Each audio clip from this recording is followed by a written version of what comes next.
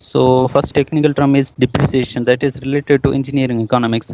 अब depreciation होता क्या है? Depreciation is actually the decrease in the value of any product or decrease in the value of any the material, any equipment, any building.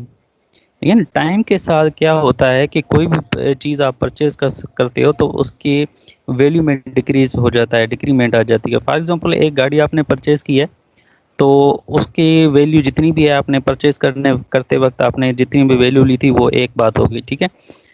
तकरीबन 15 दिन के बाद एक नई गाड़ी मार्केट में आ जाती है जो आपके परचेज की गाड़ी के हिसाब से वो ज़्यादा बेनिफिशियल है।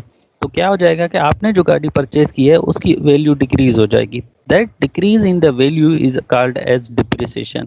है ना, यहाँ से यहाँ पर जो स्लाइड विजिबल है आपको, इसमें भी आपको बिल्कुल क्लियर नज़र आ रहा होगा कि ठीक है, फर्स्ट ईयर में जो हाउस डिप्रिसिएशन था या हाउस का के वैल्यू थी दैट वाज अप टू 13 और 14। उसके बाद सेकंड ईयर में, ईयर 2 में डिक्रीज हो गया, ईयर 3 में डिक्रीज हो गया, ईयर 4 में डिक्रीज हो गया, ठीक है। अच्छा, ये लाजमी नहीं है कि डिप्रिसिएशन ही आए किसी भी प्रोडक्ट के लिए। एप्रिसिएशन भी हो सकता है, इंक्रीज इन दी वैल्यू भी हो सकता है, लेकिन हम डिप्रिसिएशन पढ़ रहे हैं तो depreciation is actually the decrease in the value और डिक्लाइन इन द वैल्यू और decline in the market value of any product, any material, any equipment or any structure.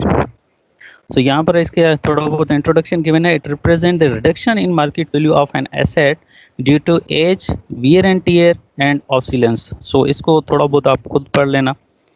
सो अच्छा, ये जो स्लाइड है इसमें डिफरेंट मेथड्स ऑफ डिप्रिसिएशन लिखे हुए हैं। ये डिफरेंट मेथड्स ऑफ डिप्रिसिएशन हम कल पढ़ेंगे इंशाल्लाह नेक्स्ट स्लाइड में। सो इस स्लाइड को फिलहाल आप लोग छोड़ देना। उसके बाद next technical term is scrap value. Scrap value is actually जब आपका आपका कोई भी मटेरियल है। अच्छा, घर की तरफ आते हैं। फॉर एग्जांपल कोई घर है, उसकी जो लाइफ है दैट इज़ 20 ईयर्स, ठीक है। 20 ईयर्स के बाद वो घर बिल्कुल गिरने तक आ जाता है, तो आप क्या करते हो, उस घर को गिरा देते हो। गिराने के बाद वहाँ पर जो मटेरियल पड़ा हुआ है, वहाँ पर मटेरियल कौन कौन से पड़े होंगे? फॉर एग्जांपल कंक्रीट मटेरियल पड़ा होगा, स्टील मटेरियल पड़ा होगा, ब्रिक्स पड़े होंगे।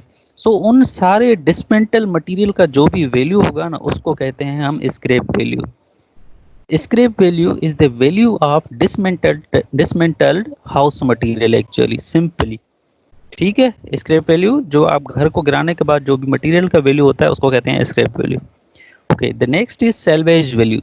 सेल्वेज वैल्यू एक्चुअली क्या होता है, जब कोई भी, जैसे मैंने आपको एग्जांपल दिया कि कोई भी घर है, उसके जो उसका लाइफ पीरियड है दैट इज 20 ईयर्स एक्चुअली।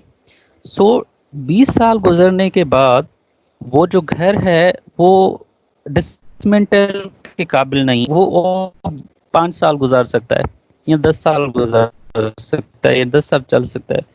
तो 20 साल के बाद जो उसकी वैल्यू होगी उस वैल्यू को कहेंगे सेल्वेज वैल्यू। 20 साल के बाद उसको डिसमेंटल नहीं कर रहे हो, लेकिन खड़े खड़े घर को आप किसी और को बेचना चाह रहे हो, तो उस पर्टिकुलर वैल्यू वैल्यू को कहेंगे सेल्वेज वैल्यू।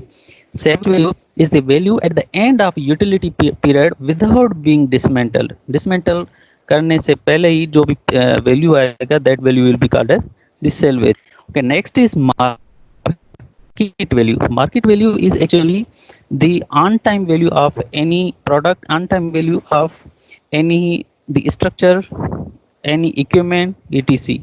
फॉर एग्जाम्पल जो घर है उसका ये टोटल लाइफ इज 20 ईयर्स, लेकिन घर बनने के बाद 5 साल के बाद आप उसको बेचना चाह रहे हो, तो 5 साल में जो आप उसको बेचना चाहोगे उसके वैल्यू जो भी होगा that value will be called as market value. Market value बिल्कुल सिंपल है, आपके माइंड में भी आ रहा होगा मार्केट वैल्यू क्या होता है।